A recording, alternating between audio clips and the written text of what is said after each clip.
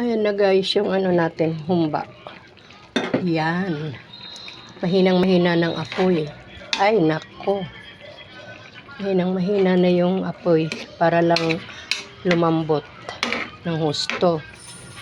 Yan. Lambot na rin naman. Kaya lang, kailangan pang lumambot ng husto. Sarap. Ang tubig po paglalagay nito, di po ba yung binabad ko, nilagay ko na doon sa parang inarnival ko. Pagka nahalo na yun, nasangkot siya nyo, at nagtutubig na yun, saka nyo yun ngayon haluin, lalagyan nyo na siya ng tubig. Kumbaga, nakasipsip na yung pinasangkot siya mo doon sa karne. Saka nyo po lalagyan nyo ng tubig. Tansyahin nyo po yung tubig na yung karne talaga maluluto at magiging malambot na malambot. Yun po kasi yung humba, malambot na malambot. Pagkagat nyo, yung taba parang nadudurog na. Kaya yan. Ganyan lang yan.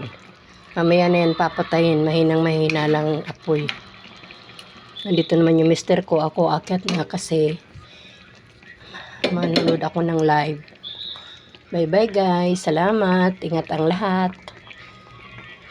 Salamat sa lahat. Bye.